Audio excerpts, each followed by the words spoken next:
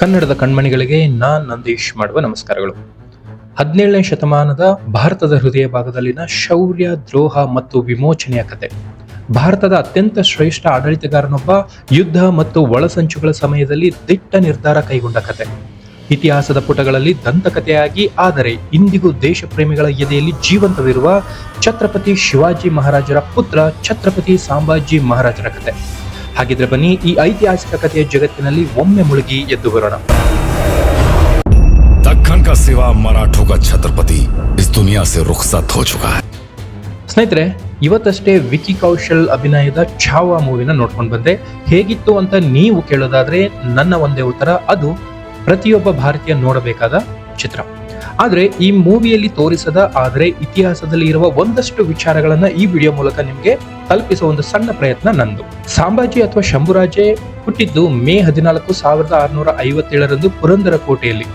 ತಂದೆ ಮರಾಠ ದೊರೆ ಛತ್ರಪತಿ ಶಿವಾಜಿ ಮಹಾರಾಜ್, ತಾಯಿ ಸಾಯಿಬಾಯಿಗೆ ಹಿರಿಯ ಮಗನಾಗಿ ಜನಿಸ್ತಾರೆ.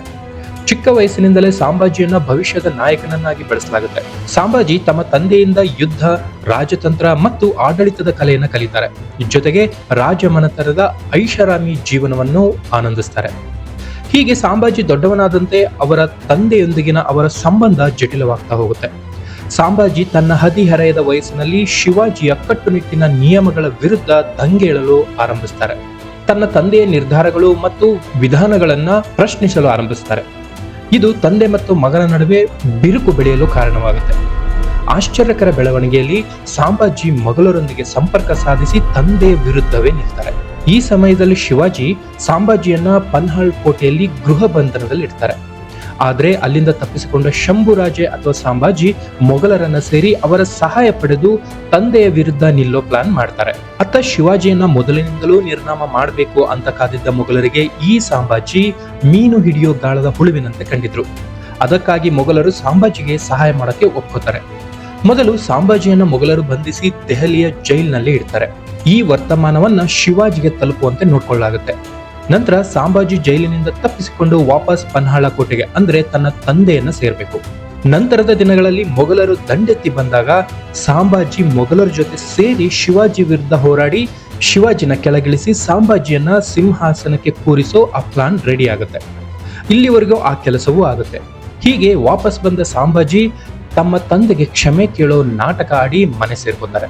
ಆದರೆ ಅತ್ಯಂತ ಬುದ್ಧಿವಂತರಾಗಿದ್ದ ಶಿವಾಜಿಗೆ ತಮ್ಮ ಮಗನ ಮನಸ್ಸಲ್ಲಿ ಬೇರೆ ಏನೋ ಇದೆ ಅನ್ನೋದು ಅರ್ಥ ಆಗಿ ಶಿವಾಜಿ ಮತ್ತೆ ಸಂಭಾಜಿಯನ್ನ ಗೃಹ ಬಂಧನದಲ್ಲಿ ಇಡ್ತಾರೆ. ಅಲ್ಲಿಂದ ಮುಂದೆ ಶಿವಾಜಿ ದೇಹತ್ಯಾಗ ಆಗೋ ತನಕ ಸಂಭಾಜಿಗೆ ಏನೂ ಮಾಡಕ್ಕಾಗಲ್ಲ. ಆದ್ರೆ ಮೊಘಲರ ಕ್ರೂರತೆಯನ್ನ ತಿಳಿಯುತ್ತಿದ್ದ ಸಂಭಾಜಿಗೆ ತನ್ನ ತಂದೆ ಇಷ್ಟು ವರ್ಷಗಳ ಕಾಲ ಸ್ವರಾಜ್ಯದ ಕನಸು ಕಟ್ಟಿ ಯಾಕೆ ಹೋರಾಡ್ತಿದ್ರು ಅನ್ನೋದು ಶಿವಾಜಿ ಕಾಲವಾದ ನಂತರ ಸಂಭಾಜಿ ಅಥವಾ ಶಂಭುರಾಜಿಗೆ ಸಾಕ್ಷಾತ್ಕಾರ ಆಗುತ್ತೆ. ಈ ಸಾಕ್ಷಾತ್ಕಾರ ಸಂಭಾಜಿಯ ಜೀವನದಲ್ಲಿ ಒಂದು ದೊಡ್ಡ ತಿರುವು ನೀಡಿತು. ಮತ್ತೆ ಮರಾಠ ಸಿಂಹಾಸನಕ್ಕೆ ಸಿಂಹ ಮರಳಿತ್ತು. ಸಂಭಾಜಿ ಈಗ ತನ್ನ ತಂದೆಯ ಕೆಲಸದ ಮಹತ್ವವನ್ನ ಅರ್ಥ ಮಾಡಿಕೊಂಡು ಭವಿಷ್ಯದ ಛತ್ರಪತಿಯಾಗಿ ಸ್ವರಾಜ್ಯ ನಿರ್ಮಾಣಕ್ಕೆ ನಿಲ್ತಾರೆ. ಮತ್ತೊಂದೆಡೆ ಔರಂಗಜೇಬನ ಮಗ ಅಕ್ಬರ್ ಕೂಡ ತನ್ನ ತಂದೆಯ ವಿರುದ್ಧ ನಿಂತು ತನ್ನದೇ ಸಮ ವಯಸ್ಕನಾದ ಸಂಭಾಜಿ ಬಳಿ ತನ್ನನ್ನ ಕಾಪಾಡುವಂತೆ ಬೇಡ್ಕೊತಾನೆ. ಬೇಡಿದವರ ದಯಾಳುವಾಗಿದ್ದ ಸಂಭಾಜಿ ಅಕ್ಬರನಿಗೆ ರಕ್ಷಣೆ ನೀಡ್ತಾನೆ. ಇತ್ತ ಔರಂಗಜೇಬ ಈ ವಿಚಾರದಿಂದ ಬೆಂಕಿ ಇಟ್ಕೊಂಡವನಂತೆ ಉರಿಯೋದಕ್ಕೆ ಆರಂಭಿಸಿದ. ಈ ಔರಂಗಜೇಬ ಶಂಭುರಾಜೆ ಅಥವಾ ಸಂಭಾಜಿಯ ವಿರುದ್ಧ ಸಮರ ಸಾರಕ್ಕೆ ಇರುವಂತಹ ಕಾರಣಗಳು ಏನೇನು ಗೊತ್ತಾ? ಮೊದಲೇದಾಗಿ, ಈ ಹಿಂದೆ ಶಿವಾಜಿಯನ್ನ ಔರಂಗಜೇಬ ತನ್ನ ಹುಟ್ಟುಹಬ್ಬಕ್ಕೆ ಕರೆಸಿಕೊಂಡು ಮೋಸದಿಂದ ಬಂಧಿಸಿ ತನ್ನ ದೈತ್ಯ ಕೋಟೆಯಲ್ಲಿ ಇಡ್ತಾನೆ. ಈ ಸಮಯದಲ್ಲಿ ಶಿವಾಜಿ ಜೊತೆ 8-10 ವರ್ಷದ ಬಾಲಕ ಸಂಭಾಜಿ ಕೂಡ ಇದ್ರು. ಆದ್ರೆ ಮೊಘಲರ ಈ ಕುತಂತ್ರಕ್ಕೆ ಮರುತಂತ್ರ ಹೂಡಿದ್ದ ಶಿವಾಜಿ ಸಂಭಾಜಿ ಜೊತೆ ಎಸ್ಕೇಪ್ ಆಗಿ ಸುರಕ್ಷಿತವಾಗಿ ತಮ್ಮ ಕೋಟೆ ಸೇರಿದ್ರು.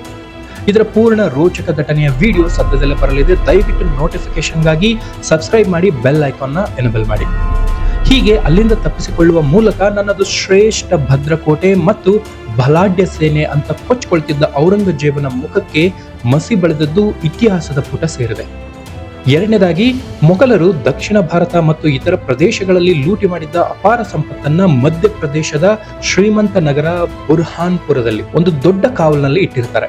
ಸಂಭಾಜಿ ಮಹಾರಾಜ್ ಮತ್ತು ಸೇನಾಪತಿ ಹಂಬಿರಾವ್ ಮೋಹಿತೆ ನೇತೃತ್ವದ ಮರಾಠ ಸೇನೆ ಜನವರಿ 31, 1681 2 ಫೆಬ್ರವರಿ 1681 ಅಂದ್ರೆ 3 ದಿನಗಳ ಕಾಲ ನಗರದ ಮೇಲೆ ದಾಳಿ ಮಾಡಿ ಲೂಟಿ ಮಾಡಿ ಬೆಂಕಿ ಹಚ್ಚಿ ವಾಪಸ್ಸಾಗುತ್ತೆ. ಇನ್ನು 3ನೇದಾಗಿ ಅಕ್ಬರನಿಗೆ ಸಹಾಯ ಮಾಡದಂತೆ ಶಂಭುರಾಜಿಗೆ ಅಥವಾ ಸಾಂಬಾಜಿಗೆ ಆಜ್ಞೆ ಮಾಡ್ತಾನೆ ಈ ಮೊಘಲ್ ದೊರೆ ಔರಂಗಜೇಬ.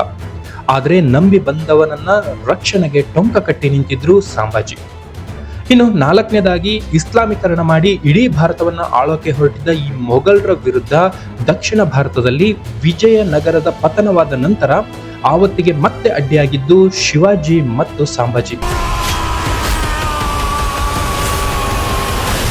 हम शोर नहीं करते, सीधा शिकार करते हैं.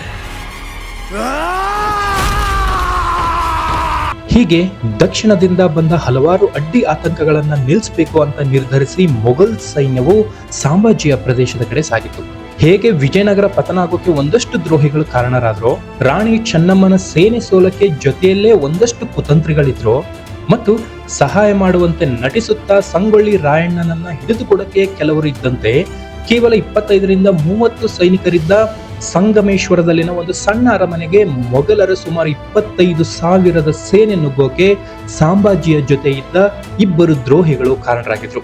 ಇತಿಹಾಸಕಾರರಾದ ಕಾಫಿ ಖಾನ್ ಮತ್ತು ಈಶ್ವರ್ ದಾಸ್ ನಗರ್ ಪ್ರಕಾರ ಸಂಗಮೇಶ್ವರದಲ್ಲಿನ ಆ ಸಣ್ಣ ಅರಮನೆಯಲ್ಲಿ ನಡೆದ ಘೋರ ಕಾಳಗದಲ್ಲಿ 2 ಕಡೆಯ ಹಲವಾರು ಯೋಧರು ಜೀವ ಕಳ್ಕೊಂಡ್ರು. ಇಲ್ಲಿ ಸಾಂಬಾಜಿ ಮತ್ತು ಮಂತ್ರಿ ಕವಿ ಕುಶಲರನ್ನ ಸೆರೆ ಹಿಡಿಯಲಾಯಿತು. ಅವರನ್ನ ಅವಮಾನಿಸಲೆಂದೇ ಈ ಮೊಘಲ್ ಸೇನೆ ಸಾಂಬಾಜಿ ಮತ್ತು ಕವಿ ಕುಶಲರಿಗೆ ಹರಿದ ಟೋಪಿ ಹರಿದ ಬಟ್ಟೆ ಹಾಕಿ ಒಂಟೆ ಮೇಲೆ ಕೂರಿಸಿ ಮೆರವಣಿಗೆಯ ಮೂಲಕ ಭೀಮಾ ನದಿಯ ಬಳಿ ಇದ್ದ ಔರಂಗಜೇಬನ ಬಿಡಾರಕ್ಕೆ ತರ್ತಾರೆ. ಸಾಂಬಾಜಿಯ ಶಕ್ತಿ ಮತ್ತು ಬುದ್ಧಿವಂತಿಕೆಯನ್ನ ತಿಳಿದಿದ್ದ ಔರಂಗಜೇಬ ಸಾಂಬಾಜಿಗೆ, ನೀನು ನಿನ್ನ ಎಲ್ಲಾ ಕೋಟೆಗಳನ್ನ ನನಗೆ ಒಪ್ಪಿಸಬೇಕು, 2ನೇದಾಗಿ ನಿನ್ನ ಎಲ್ಲಾ ಗುಪ್ತ ಖಜಾನೆಗಳನ್ನ ಬಹಿರಂಗಪಡಿಸಬೇಕು, 3ನೇದಾಗಿ ನಿನಗಾಗಿ ಗುಪ್ತಚರ ಕೆಲಸ ಮಾಡುತ್ತಿದ್ದ ನನ್ನ ಮೊಘಲ್ ಅಧಿಕಾರಿಗಳ ಹೆಸರನ್ನ ಹೇಳಬೇಕು ಅನ್ನೋ ಒಂದಷ್ಟು ಷರತ್ತುಗಳನ್ನ ಹಾಕುವ ಮೂಲಕ ನನ್ನ ಮಗಳನ್ನ ನಿನಗೆ ಕೊಟ್ಟು ಜೊತೆಗೆ ಒಂದಷ್ಟು ಭೂಪ್ರದೇಶ ಕೊಡ್ತೀನಿ, ನೀನು ಇಸ್ಲಾಂ ಧರ್ಮಕ್ಕೆ ಮತಾಂತರ ಆಗು ಅಂತ ಹೇಳ್ತಾನೆ. ಸ್ನೇಹಿತರೆ, ಅವತ್ತೇನಾದ್ರೂ ಸಾಂಬಾಜಿ ಒಬ್ಬ ತಮ್ಮ ಜೀವಕ್ಕೆ ಹೆದರಿ ಔರಂಗಜೇಬ ಹೇಳಿದ್ದನ್ನ ಕೇಳಿದ್ರೆ ಮರಾಠರ ಜೊತೆ ಉಳಿದ ಹಿಂದೂಗಳ ಕಥೆ ಏನಾಗ್ತಿತ್ತು ಅನ್ನೋದನ್ನ ಒಮ್ಮೆ ಊಹಿಸ್ಕೊಳ್ಳಿ. ಆದ್ರೆ ಸಿಂಹದ ಹೊಟ್ಟೆಯಲ್ಲಿ ಹುಟ್ಟೋದು ಸಿಂಹವೇ ಅಂತ ತೋರಿಸಿದ್ದ ಸಾಂಬಾಜಿ ಇದಕ್ಕೆ ಸುತಾರಾಮ್ ಒಪ್ಪೋದಿಲ್ಲ.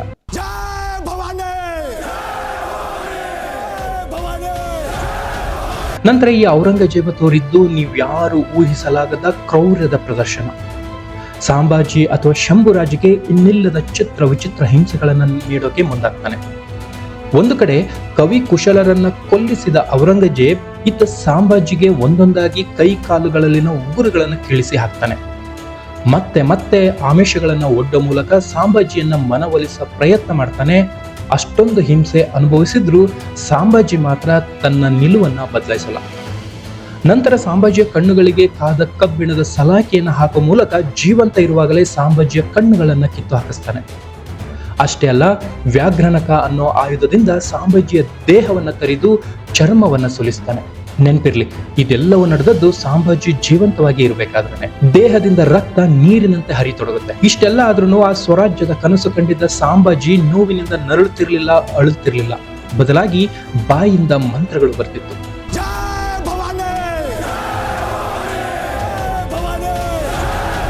ಕೊನೆಗೆ 21 ಮಾರ್ಚ್ 1689ರಂದು ಔರಂಗಜೇಬ ಬೀಡು ಬಿಟ್ಟಿದ್ದ ಗೋರೆಗಾವ್ನ ಭೀಮಾ ನದಿಯ ತೀರದಲ್ಲಿ ಸಾಂಬಾಜಿಯ ಶಿರಚ್ಛೇದನ ಮಾಡಲಾಗುತ್ತೆ. ಮುಂದೆ ಸಾಂಬಾಜಿಯ ಮಗ ಶಾಹುವನ್ನ ಔರಂಗಜೇಬ ಸೆರೆ ಹಿಡಿದು ಅವನು ಪ್ರೌಢಾವಸ್ಥೆಯನ್ನು ತಲುಪಿದಾಗ ಬಿಡುಗಡೆ ಮಾಡಿದ ಅಂತ ಇತಿಹಾಸಕಾರರು ಹೇಳ್ತಾರೆ. ಭಾರತೀಯರ ಮನಸ್ಥಿತಿ ಎಂಥದ್ದು ಅಂತ ಈ ಚಾವ ಮೂವಿಯಲ್ಲಿನ 2 ಚಿಕ್ಕ ಘಟನೆಗಳನ್ನ ಹೋಲಿಕೆ ಮಾಡೋ ಮೂಲಕ ಹೇಳ್ತೇನೆ.